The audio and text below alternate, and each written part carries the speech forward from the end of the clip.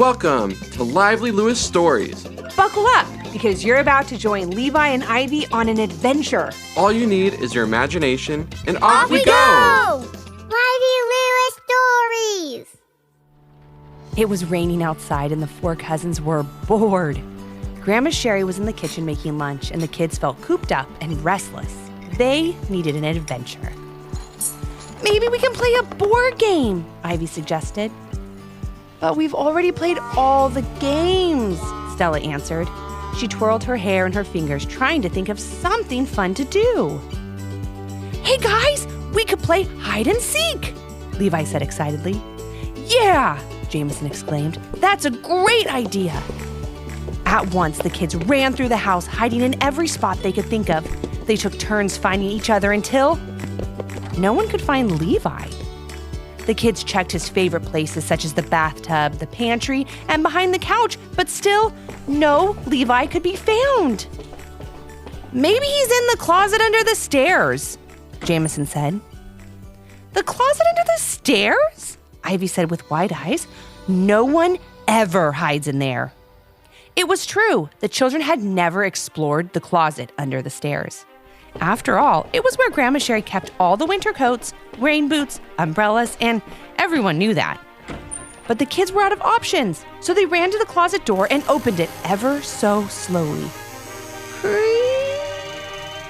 Went the closet door. The kids peered inside. It was so dark. Levi? Ivy called, but there was no answer. Come out, wherever you are, Stella sang, but it was all quiet. Wait, Jameson whispered. I hear something. I know he's in there. Let's go. With that, Jameson ran into the closet and the girls followed close behind. Never did they expect what they were about to find. Through the dark closet they walked, past the rain boots, the umbrellas, and the winter coats, until they suddenly found themselves standing in the middle of a forest with tall trees all around. Where are we? Muttered Ivy, holding on to Stella's hand. It's a magical forest, whispered Stella, looking at the giant rainbow overhead. Cool, Jameson shouted as his voice echoed in the distance. Just then, Levi darted out from behind a tree and scared them. Boo! He yelled as the three of them jumped at least a foot in the air. There you are, Jameson said, laughing. He ran to give Levi a high five. We were worried about you. No need to worry about me. I'm just exploring this awesome place, Levi said. Can you believe Grandma Sherry's closet is actually a magic adventurer's portal? Who knew? The others shouted. Ivy looked around in awe. What should we explore first? Just then, something moved in the shrubs, and Ivy jumped behind her big brother. The kids watched in amazement as a rabbit jumped out and greeted them with a friendly, hello. You talk? Jameson asked in surprise. Of course I talk, the rabbit answered. How else would I communicate? The children giggled and started peppering the rabbit with all kinds of questions. What is this place? Stella asked. Do all the animals that live here talk? Jameson asked. What fun things are there to do? Levi asked. Slow down, the friendly rabbit said. I'll answer your questions one by one. First, this is a magical land of enchantment. Second, yes, all the animals can talk. How else would we communicate? And third, there are lots of fun things to do here. Follow me. With that, the rabbit hopped away with each of his hops, sending him at least 6 feet in the air. Boy, could that rabbit bounce. The children followed as best as they could, even trying to jump as high as their new friend. They came to a large cave and stopped. That's when the rabbit shouted, Hello! His voice echoed back at them. He motioned for the kids to give it a try. Hello! The kids called, using their hands as megaphones. Their voices echoed back as well. You do know how an echo works, don't you? The rabbit asked. I think, stammered Jameson, trying to remember what he had learned at school. Simply put, said the wise rabbit. An echo is a sound wave that bounces off a hard surface and is repeated back to you. Oh, yeah, Jameson remembered. They took turns yelling into the cave and making funny noises. Finally, the rabbit said, "Oh, well, I guess he isn't home." Who isn't home?" Ivy asked. Before she finished her sentence, a giant bear came lumbering out of his deep cave. He'd been taking a nap. Stella and Ivy hid behind their brothers. They'd never seen a bear of that size.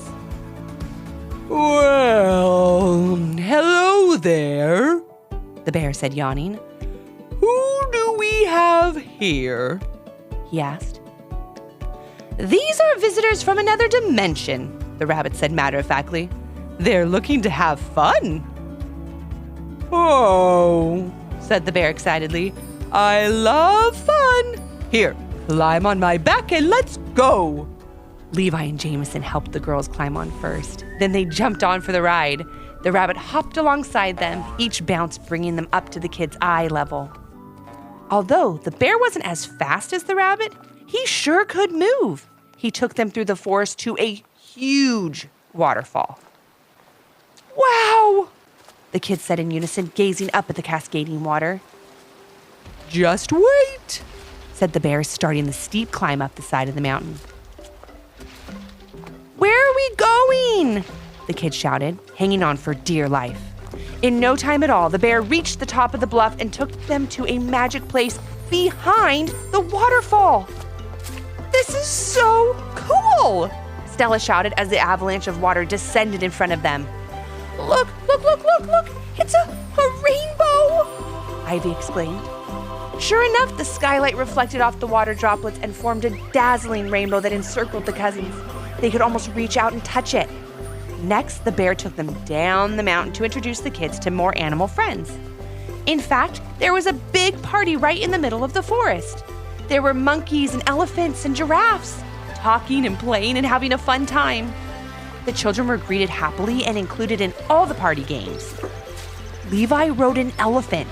Jameson tried the rope swing. Ivy and Stella slid down the neck of the tallest giraffe they'd ever seen.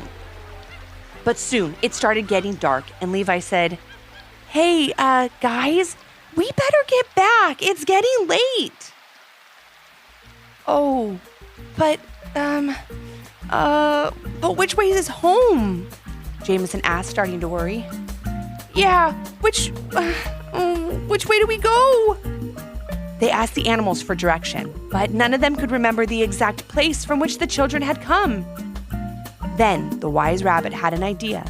If we follow Bear's footprints, maybe they will lead us back to the right spot. Quickly, the kids climbed onto the bear's back once again. He followed his own footsteps through the forest, up the mountain, behind the waterfall, and back down again.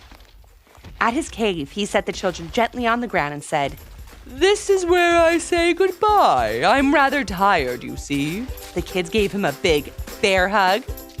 You know, get it? Then turned to the rabbit. "Now where?" Scratching his chin, the rabbit said, I think it's that way." At once, he began hopping away as the children ran to keep up. They came to a clearing with 3 trees all in a row. The trees had doors in them. "Well, which door did we come through?" Levi asked. "I don't know," Jameson answered, feeling puzzled. "Are we stuck here?" the girls asked in alarm. No, said the rabbit hastily.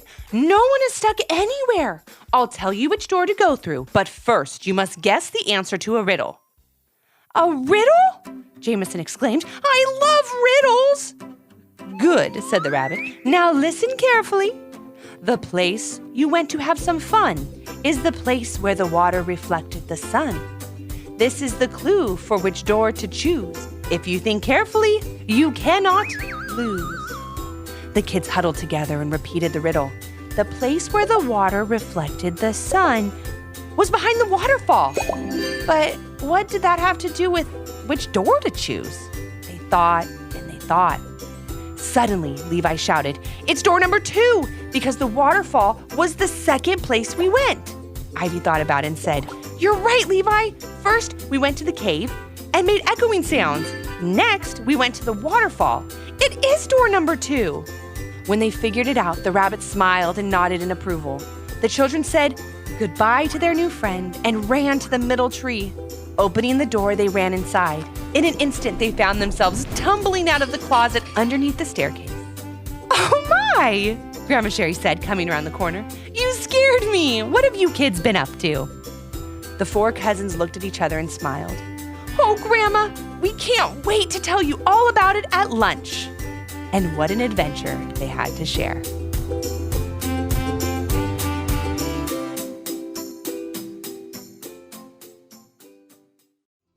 Did you learn a lesson from this story? If so, what was it? And parents, do your kids have a story idea? Leave a comment on our Apple Podcast review page with 5 stars, the idea and your kid's name, for a chance to join Levi and Ivy on their next adventure. Until next time. Thanks for listening. Come back for more.